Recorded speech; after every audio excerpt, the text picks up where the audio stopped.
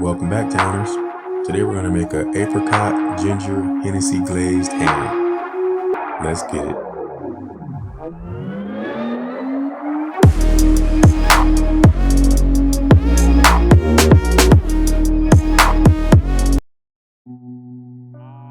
Alright, Towners. Start off this recipe here. We have our ham. This is a very large ham. It's about a 12-pound ham. We went ahead and took it out of the packaging and rinsed it off just to get any additional the fat and it's sometimes it's a bit slimy, but just rinsed it off, get all that off of it. Then took a paper towel and patted that dry. Then we placed it into our large cast iron skillet. You can see this is a spiral ham. You can see the bottom part of the ham is already spiral cut, but the top half is still a shank. So we just took our knife and scored it, cut some cross cut checkerboard pattern all throughout the top half of the ham. And then we went ahead and just popped that in the oven at 350 degrees. We started to work on our glaze. This glaze here is we start off with some we found this Skinny Curl apricot mimosa flavored sugar-free jelly. So we went ahead and added in about 1/4 cup of jelly into our saucepan. To that, we added in about 1/3 cup of stevia sugar substitute. And then we pulled out some alcohol. We have some pure white Hennessy here. Went ahead and added in about 1 ounce of that. And then we added in some ginger. We took about a knob of ginger, about the size of your thumb, and used a spoon to scrape off most of the skin around the outside. You don't have to scrape off the skin, but it just helps with grating everything up. You don't have any shavings anywhere, but that all breaks down well. We went ahead and just grated all that into our saucepan. Got about 1.5 tablespoons of that from grating that knob, and went ahead and put that over a low heat. We'll start to whisk that up.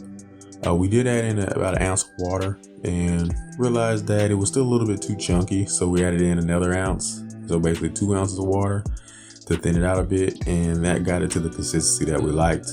We popped the lid on it, let that go and let that simmer. It did come to a boil.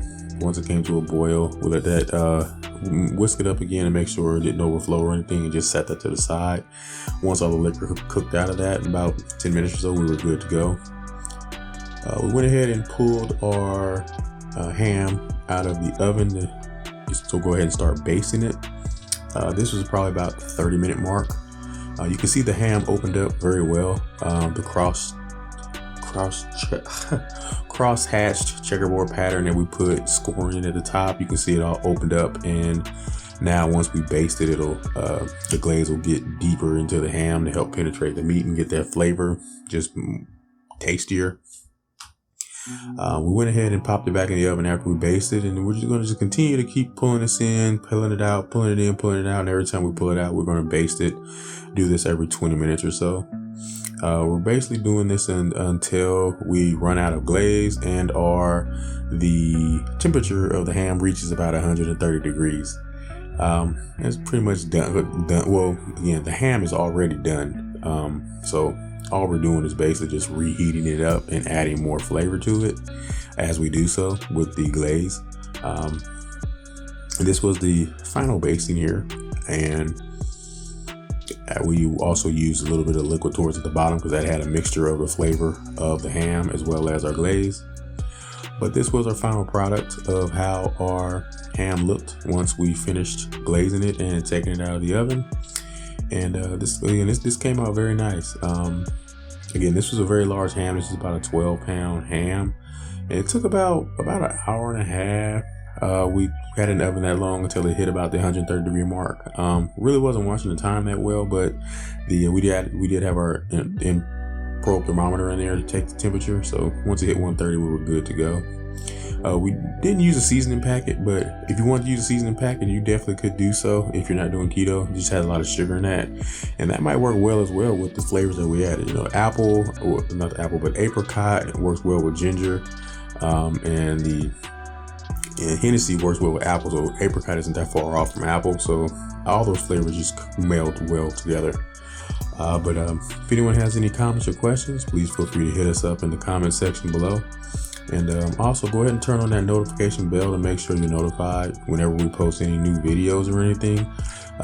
Make sure you get that notification and you can see the videos as soon as they come out, and let us know how you feel and what you think about them. But thank you guys for watching. Happy Easter. And that's it.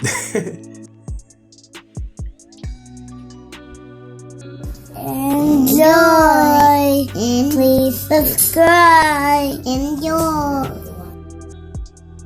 Hey Towners, please like, share, and subscribe. If you have any questions or comments, please feel free to leave them in the comment section. All ingredients and directions are listed in the description box below each video. And as always, thank you guys for watching.